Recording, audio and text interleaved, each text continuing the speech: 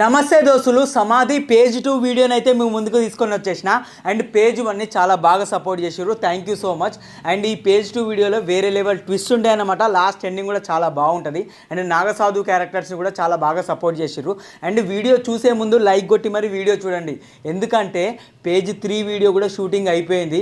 మీరు ఎప్పుడైతే 5K likes ఇస్తారో అప్పుడు పేజ్ 3 వీడియోని కూడా అతి ఫాస్ట్లో అప్లోడ్ చేసేస్తాను అనమాట. ఇప్పుడైతే ఫాస్ట్గా ఈ వీడియోని అయితే చూసేయండి.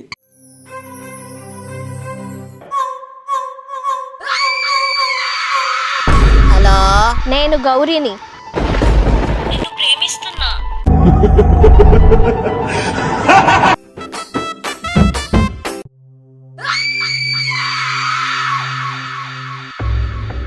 గౌరీలా ఉందేంటి? అయినా గౌరీ ఇక్కడేం చేస్తుంది కాలేజ్కి వెళ్ళకుండా?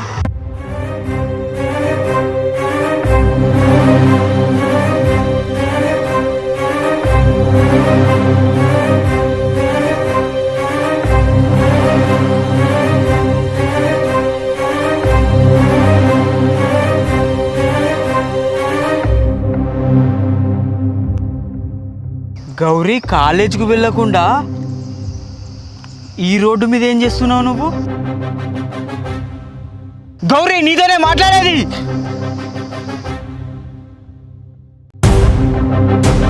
ఇక్కడేం చేస్తున్నావు గౌరీ నువ్వు కాలేజ్కి వెళ్ళకుండా?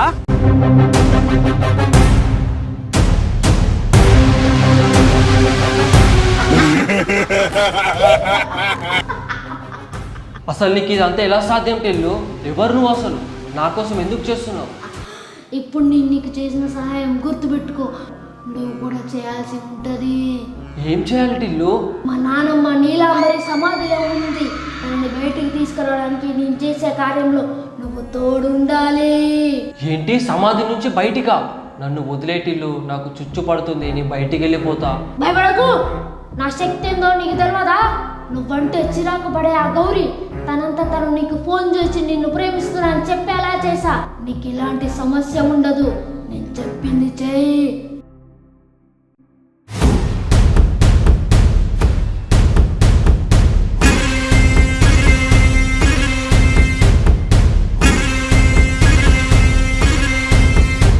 నానమ్మ నీలాంబరిని ఎట్టి పరిస్థితుల్లో సమాధి నుంచి బయటికి తీసుకురావాల్సిందే.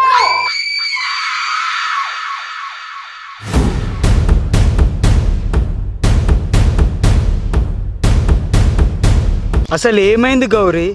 ఎందుకు ఇంతలా టెన్షన్ పడుతున్నావు?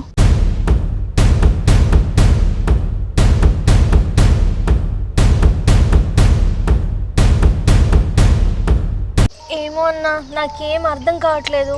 అసలు నేనేం చేస్తున్నాను ఇక్కడ కాలేజ్కి వెళ్ళకుండా? ఫస్ట్ టైం అన్నా, భయమేస్తుంది చాలా నాకు. నాగసాధువులు ఊరికే రాలే చెల్లి మన ఇంటికి. నాకు తెలిసి ఏదో జరగబోతుంది అనిపిస్తుంది చెల్లి. నువ్వు మళ్ళా మొదలు పెట్టినావా అన్న? నువ్వు ఇలాంటి నమ్మవు కాబట్టి నీకు అర్థం కావట్లేదు. చిన్నప్పుడు ఇంకా నువ్వు పుట్టలే, అమ్మకెవలో చాతపడి చేయించిల్లు, సచ్చేదే బ్రతికింది. అమ్మ ఎంత నరకం అనుభవించిందో నా కళ్ళారా నేను చూసిన. అయినా సరేలే చెల్లి, కాలేజ్ కూడా టైం అయిపోయింది, ఇంటికి వెళ్దాన్నాడు. సరే అన్న, పద. పట్టుకో.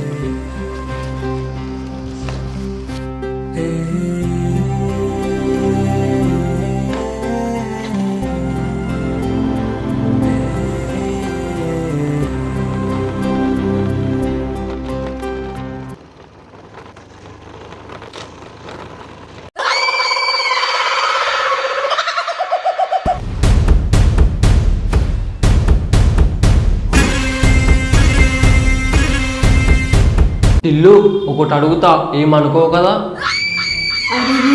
అసలు మీ నాన్నమ్మ సమాధి నుంచి బయటికి ఎందుకు రావాలి? అవసరం ఏంటి? అదంతా నీకు ఇప్పుడు చెప్పిన అర్థం కాదు, సమయం వచ్చినప్పుడు నీకే అర్థమవుతుంది. ఇప్పుడైతే నువ్వు వెళ్ళు. సరే టిల్లు.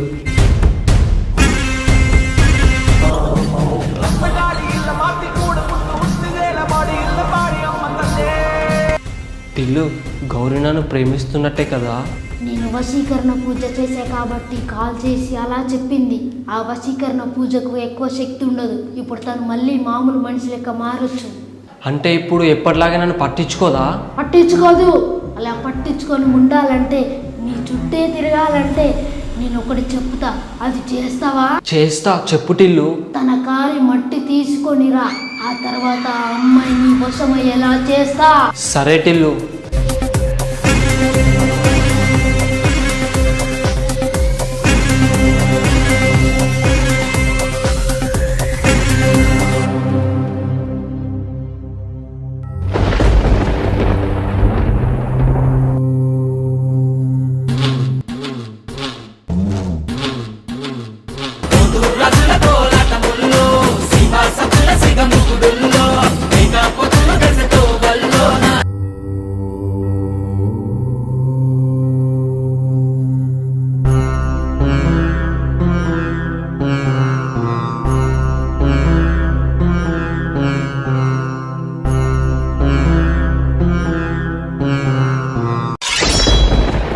ఏమైంది గురుగారు? ఆ ప్రేతాత్మని సమాధి నుంచి బయటికి తీసుకురావడానికి భూమి మీద ఉన్న ఒకడు ప్రయత్నిస్తున్నాడు. ఎన్నో పన్నాగాలు పన్నుతున్నాడు. ఆ ప్రేతాత్మ బయటికి రాకూడదు. రాకూడదంటే ఏం చేయాలి గురూజీ?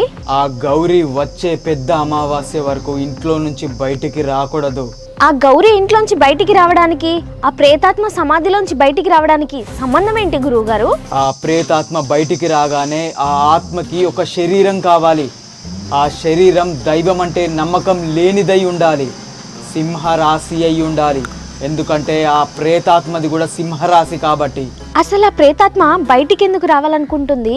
వచ్చి ఏం చేయాలనుకుంటుంది గురువు గారు? ప్రేతాత్మ బయటికి వచ్చి నిజంగానే ఆ గౌరీ శరీరంలోకి ప్రవేశిస్తే ఈ లోకాన్ని శాసించేంత శక్తి ఆ ప్రేతానికి వస్తుంది.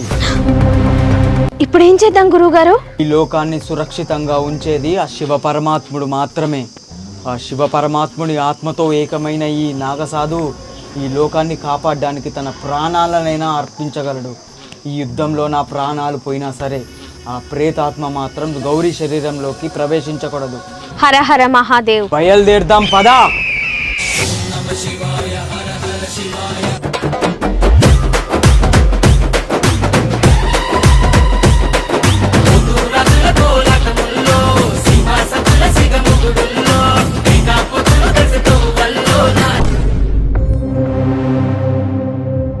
అమ్మా, నీకు ఒక విషయం చెప్పాలమ్మా. ఏమైంది బిడ్డ? చెప్పు బిడ్డ. చెల్లి ఇవాళ చాలా వింతగా ప్రవర్తించిందమ్మా. వింతగానా? వింతగా అంటే ఎట్లా? అంటే నీకు ఎలా చెప్పాలో అర్థం కావట్లేదమ్మా. ఇలా పొద్దుగాల నేను బయటికి వెళ్ళినప్పుడు చెల్లి ఎవరితోనో మెయిన్ రోడ్డు మీద ఫోన్ మాట్లాడుతుంది. ఎవరు అని దగ్గరికి వెళ్ళి చూస్తే అసలు ఉలుకు పలుకు లేదు. చెల్లిది మొత్తం బిగిసుకపోయింది. గట్టి గొర్రితే అప్పుడు సొయ్యలోకి వచ్చిందమ్మా. ఫోన్ మాట్లాడుకుంటా బిక్స్కపోయిందా? సరే, ఎవరితో మాట్లాడుతున్నట్టు? అవును కదా, అసలు ఫోన్ ఎవరితో మాట్లాడుతుందో తన ఫోన్లో చూస్తే అయిపోతుంది కదా.